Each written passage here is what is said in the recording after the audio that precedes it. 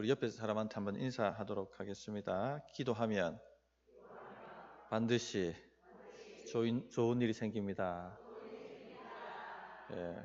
눈에 안 보이지만 기도하면 천사들이 움직이고 좋은 일이 일어납니다. 지금 역사를 일으키는 믿음, 하나님이 인정하시는 믿음이 뭔가 하는 것을 계속 말씀을 통해서 살펴보고 있습니다. 믿음, 믿어라, 믿어, 이런 한글 성경 검색기에 집어넣으면은 한 300회 이런 말씀이 사용됐다 하는 것이 나옵니다. 즉 성경이 가르치는 중요한 주제가 믿음이라는 것이죠.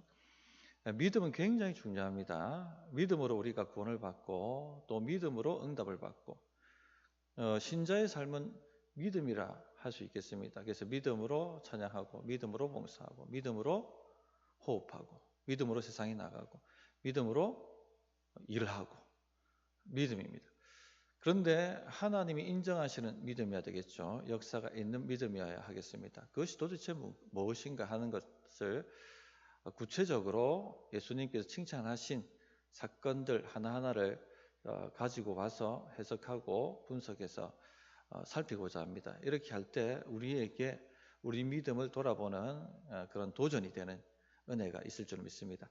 자, 오늘은 소경 바디메오의 믿음을 한번 살펴보겠습니다. 어떤 믿음이었는가?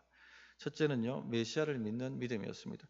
38절을 보시면 맹인이 외쳐 이르되 다윗의 자손 예수여 나를 불쌍히 여기소서 하거늘 이렇게 말씀하고 있습니다. 다윗의 자손은 이 다윗의 자손이라고 외쳤다는 것은 당신은 메시아이십니다. 나는 그것을 믿습니다. 나를 불쌍히 여겨 주십시오 라고 소리쳤다는 겁니다.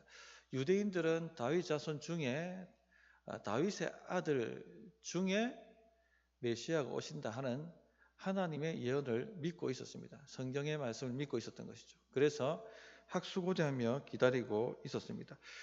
바디메오는 이 예수님이 바로 성경에서 오리라고 하신 그 다윗의 자손이시다 라는 것을 믿었다는 것입니다. 그래서 큰 소리로 다윗의 자손이여 나를 불쌍히 여기소서 이렇게 외쳤다는 것이죠. 그 메시아는 왕입니다. 왕을 의미하는 단어죠. 근데 이 왕이 오시면 구원의 왕으로 오십니다. 우리가 어떤 환경과 상황과 어떤 어려움 속에 있을지라도 이 구원의 왕이 오시면 우리를 건져주신다는 겁니다. 우리 상황을 해결해 주신다는 것이죠. 그렇기 때문에 메시아를 믿는다 안 믿는다가 굉장히 중요한 것이죠. 그 메시아가 오셨다 안 오셨다 굉장히 중요한 것입니다. 지금 소경 바디메오는 이 메시아가 오셨다 하는 것을 믿었다는 것이죠. 우리 성도님들 메시아가 오셨다는 것을 믿으십니까?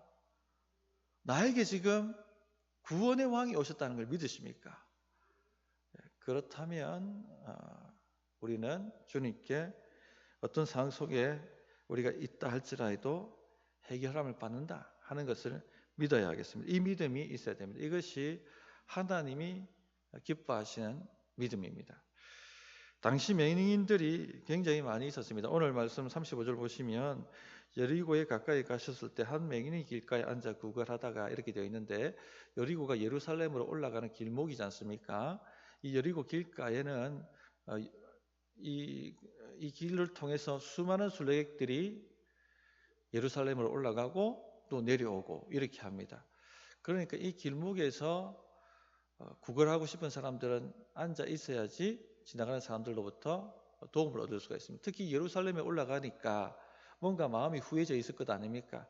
그래서 여리고에 많은 맹인들이 앉아 있었습니다. 당시에는 소경된 사람들이 굉장히 많았습니다. 그 눈 치료를 제때 못해서 눈이 먼 사람들이 굉장히 많이 있었죠. 그런 사람들은 삶을 어떻게 살아갈 수 있습니까? 구걸 외에는 생계를 이어갈 방법이 없습니다. 그래서 모두 이 여리고 길가에 나와서 하루하루 끼니를 해결하기 위해서 구걸로 연명을 했습니다. 누가 이런 삶을 살고 싶어 하겠습니까? 밑바닥 삶 아니겠습니까? 벗어나고 싶은 삶, 기회가 있다면 누군가 해결해 준다면 벗어나고 싶은 그런 상황과 환경이었습니다. 게다가 사람들은 그 당시 맹인을 저주받은 사람이라고 생각했습니다. 죄가 많아서 저렇게 태어났지, 죄가 많아서 눈이 멀었지, 이런 식으로 비난을 했던 것이죠. 요한복음 9장 2절에 보면 제자들이 물어 이르되 랍비여 이 사람이 맹인으로 난 것이 누구의 죄로 인함이니까? 자기니까 그의 부모니까? 이렇게 물어봤다는 겁니다. 예수님의 제자들도 예수님께 맹인을 보고는 누구 죄 때문에 저렇게 저주받아 태어났습니까? 라고 물을 정도였다는 것이죠. 그러니까 맹인은 사람들에게 손가락질 당하고 사회적으로 소외당하고 학대당하는 그런 상황과 환경 속에 놓여 있는 사람들입니다. 늘 하루 한 끼를 어떻게 해결할지 불안한 삶의 연속이었고 또 멸시와 천대가 늘 날아오는 그런 삶이었습니다. 이처럼 절망적이고 가망 없고 밑바닥인 삶이 또 있겠습니까?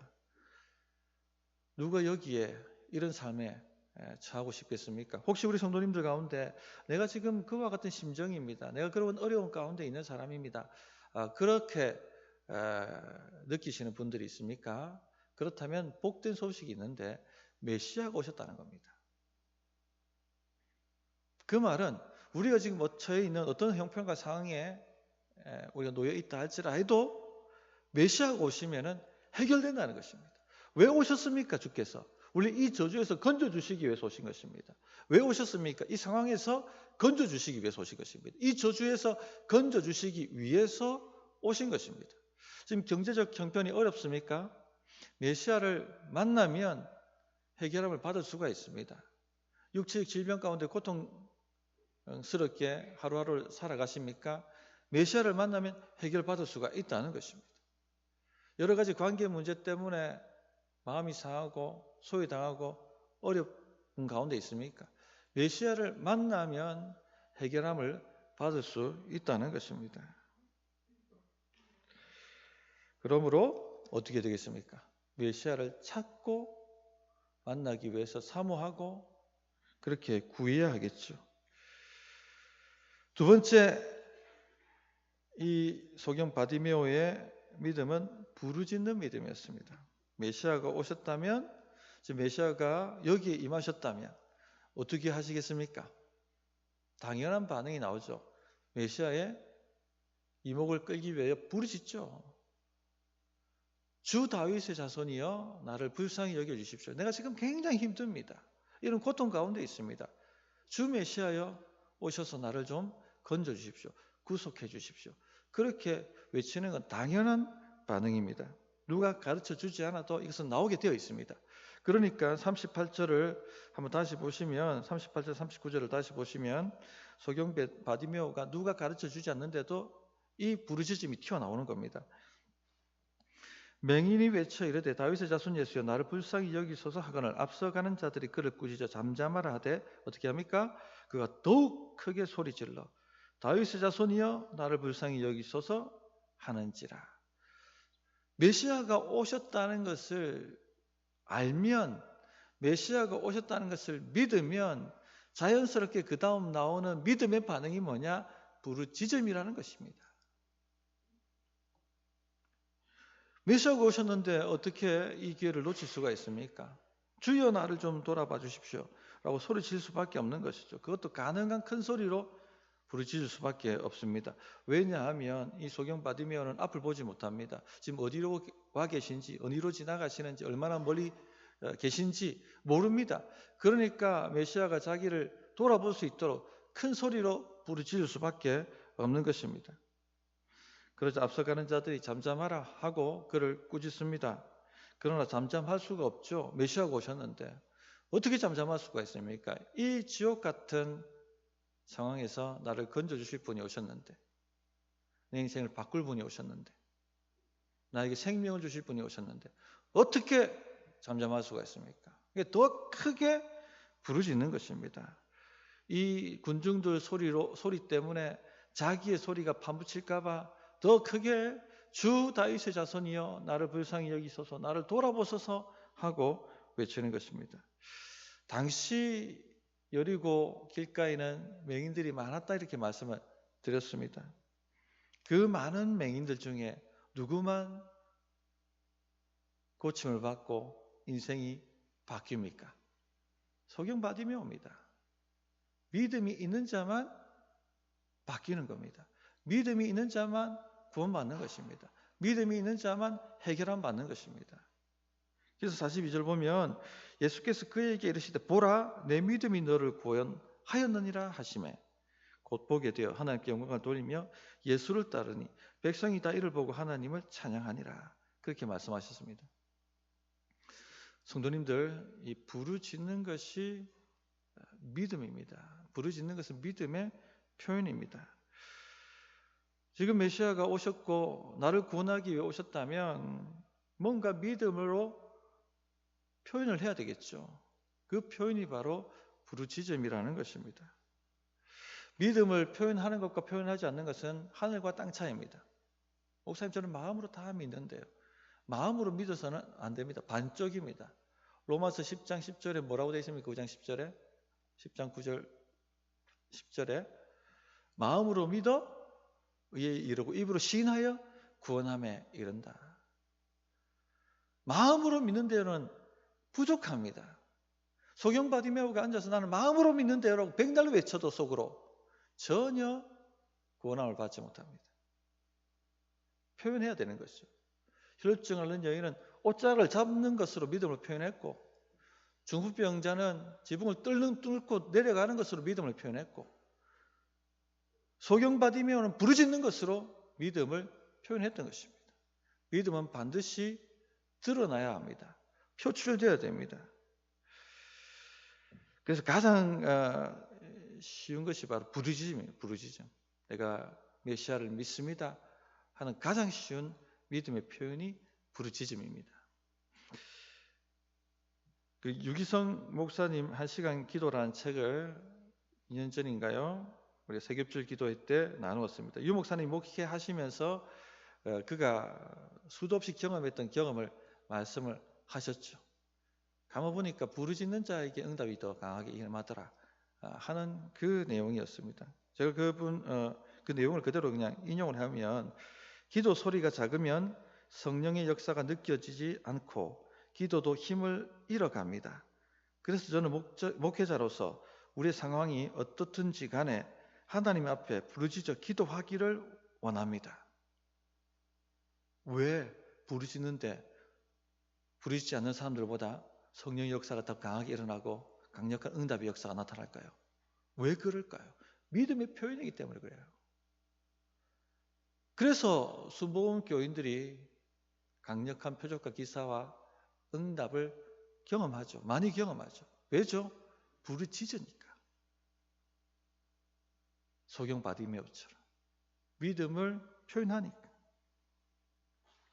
성경도 천천히 읽어보시면 부르짖으라 그런 내용이 말씀이 많이 나옵니다. 성경 검색기를 한번 가동시켜 보십시오. 240번 이상 나옵니다. 부르짖으라는 얘기가. 또 부르짖는 기도에 응답하신다는 내용도 수도 없이 성경 곳곳에 나옵니다. 부르짖는다는 것이 뭡니까? 나는 지금 너무나도 힘들고 어려운 상황에 처해 있습니다 하는 것을 주님 앞에 드러내는 것이죠. 그러나 저는 주님이 메시아가 되심을 믿기 때문에 저를 도와주실 줄 믿습니다라는 걸 드러내는 것입니다. 간절함이죠. 주님을 만나야 된다. 지금 인생 배라는 이 인생이 뒤집혀질 이 풍랑에 놓여 있는데 가만히 앉아서 묵상기도 하고 있을 사람이 어디 있습니까? 부르짖을 수밖에 없죠. 내 딸아이가 지금 이 풍랑에 빠져들어가는데 묵상기도 하면서 그렇게 앉아있는 사람 부모라면 있을 수 있습니까? 부르짖겠죠. 그런 겁니다. 믿음이라는 것이. 메시아가 오셨습니다. 오실 게 아니라 오셨습니다. 지금 우리와 함께 하십니다. 부르짖으면 손을 내밀어서 건져주십니다. 왜 안 부르짖습니까? 부르짖어야 되는 것이죠. 부르짖어 기도할 일이 한두 가지가 아닙니다. 근데요, 정말 부르짖어야 할 형편에 있는데도 기도가 안 된다, 기도 못하겠다 하는 분이 있다고 하지 않습니까? 유기성 목사님이. 왜 그렇습니까? 아직 살만하니까. 그 수많은 맹인들이 있었지만 유독 바디메오만 미친 듯이 나를 좀 돌아봐 달라고, 불쌍히 여겨달라고 부르짖었습니다. 다른 맹인들은요, 가만히 있었습니다. 왜죠? 살만하니까. 아직 간절함이 없으니까. 믿음이 없으니까.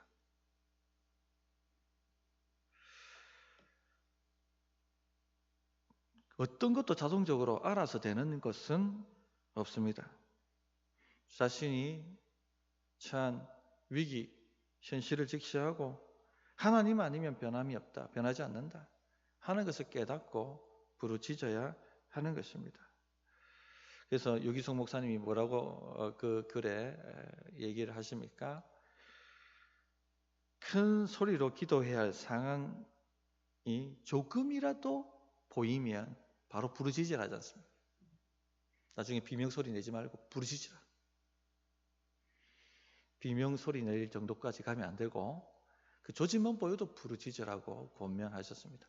부르짖어 보십시오. 역사가 있습니다. 세 번째, 어떤 방해에도 굴하지 않는 믿음입니다. 39절을 보시면 앞서가는 자들이 그를 꾸짖어 잠잠하라 하되 그가 더욱 크게 소리질러 다윗의 자손이여 나를 불쌍히 여기소서 하는지라. 앞서가는 자들이 잠잠하라 그를 꾸짖었습니다. 이것은 항상 공식 같아요. 이 믿음 내용을 찬찬히 살펴보시면 언제나 믿음으로 뭔가를 주님 앞에 나가려고 하면 방해하는 인물들이 나타납니다. 방해하는 사건들이 나타납니다. 이거 항상 공식 같아요. 중풍병자에게는 뭐가 나타났습니까? 들어갈 수 없이 입구를 막고 있는 수많은 무리들. 출중한 여인에게는요, 힘든 몸, 그리고 사회적 편견. 한센병 환자들에게는요, 잘못 내려갔다간 돌에 맞을 수 있는 위험. 또 어떤 부모들이 자기 아이를 예수님께 안수받게 하려고 데리고 오는데 누가 방해합니까? 제자들. 늘 뭔가 믿음으로 주님 앞에 나가려고 하면 잠잠하라 하고 방해하는 일들이 일어난다는 것을 보여줍니다. 그러나 다 하나님이 칭찬하신 믿음을 보면요, 이 방해에도 불구하고 어떻게 합니까? 포기하지 않고 나아간다는 것이죠. 성도님들, 우리가 믿음으로 조금 힘을 내고 좀 믿음으로 해보려고 하면은 언제든지 뭔가 이상하게 방해하는 일들을 경험하시게 될 겁니다. 그렇죠? 금식하려고 하면 어떻게 됩니까? 늘 금식 작정하면 다음 날 회식 잡힙니다. 신기한 일이죠. 모피의 법칙도 아니고. 세겹줄 하려고 하면 어떻게 기가 막히게 그 날짜를 맞춰서 아이가 아픕니까? 장염으로 일주일 입원해야 된다고 얘기합니다. 뭐 이런 일들이 비일비재하게 일어납니다. 신기한 일이죠. 이런 모든 방해는요, 오히려 우리 믿음을 강력하게 표현할 수 있는 환경이 됩니다. 다르게 봐야 돼, 시각을요. 이런 상황에도 불구하고 나는 주님밖에 없습니다. 주여, 주님 안 도와주시면 안 됩니다. 이렇게 표현을 해보십시오. 그게 더 강력한 믿음인 거예요. 잠잠하라 꾸짖었지만 더 크게 부르짖으니까 이것이 이 바디메오의 믿음을 더 분명하게 드러내고 있는 것입니다. 나는 이만큼 주님을 믿습니다. 저는 이만큼 주님을 의지합니다. 하는 것이죠. 저항이나 방해가 없으면요, 우리 믿음이 얼마큼인지 분간되지 않습니다. 그렇기 때문에 주님은 이런 모든 방해가 일어나도록 허용을 하시는 것입니다. 한번 어떤 책에서 읽었던 예화입니다. 독수리가 창공을 날아오릅니다. 저 높은 곳까지 날아오르지 않습니까? 그 바람의 저항이 너무나도 고통스러웠습니다. 깃털이 뽑힐 만큼 그 바람의 저항을 이기고 올라가는 것이 힘들었습니다. 그래서 독수리가 기도합니다. 하나님, 제발 이 고통을 좀 사라지게 해주십시오. 이 공기의 저항이 좀 사라지게 해주십시오. 그렇게 기도했는데 하나님이 응답을 하셨어요. 어떤 일이 일어났을까요? 그 다음부터 독수리는 날지 못합니다. 땅에서 기는 존재가 됩니다. 왜죠? 날려고 한다면, 양력이 생기려고 하면 깃털이 뽑힐 듯한 공기의 저항이 있어야지만이 저 창공을 솟구쳐 올라갈 수가 있는 것이죠. 마찬가지입니다. 여러 가지 저항과 방해가 올 때 다른 시각으로 보십시오. 내 믿음을 드러낼 수 있는 환경이구나. 내가 비상할 수 있는 환경이구나. 이렇게 생각을 고쳐 먹어야 합니다. 우리가 이 인생의 어떤 변화를 만들어내고 인생의 다음 단계로 넘어가야 하는데 늘 넘어가지 못하는 이유가 뭡니까? 저항만 오면 두 손 두 발 다 들어버리는 거예요. 아이고 다음에 하지 뭐. 그래서 안 되는 겁니다. 믿음이 없기 때문에. 소경 바디메오가 만약에 잠잠하라 꾸짖었을 때 얼마나 안 그래도 사회적으로 천대받는 사람인데 얼마나 무섭게 꾸짖었겠습니까? 물리력을 가했을 수도 있습니다. 입을 틀어막았을 수도 있고 몸으로 제지했을 수도 있습니다. 바디메오가 그때 만약 오늘은 날이 아닌가 봐라고 다음 기회지 뭐 이렇게 포기했다면 어떻게 됐을까요? 근데 그날이 예수님이 마지막 예루살렘 올라가는 날이었거든요. 십자가 지는 날이었거든요. 아마도 바디메오는 눈을 고침받지 못했을 것입니다. 인생 바뀌지 않았을 것입니다. 평생 구걸하면서 살아야 했을 수도 있었을 것입니다. 그러므로 성도님들 다음 기회라고 우리 말하지 맙시다. 때는 우리에게 있는 것이 아니라 하나님 손에 있습니다. 지금 나에게 필요가 있고 지금 나에게 부르짖을 마음이 생겼다면 어떤 환경과 상황이 우리에게 닥쳐온다 할지라도 어떤 방해가 온다 할지라도 끊임없이 나가셔야 됩니다. 그래야지 하나님이 기뻐하시는 믿음, 내 믿음이 너를 구원하였다라고 말씀해 주시는 믿음이 되는 것입니다.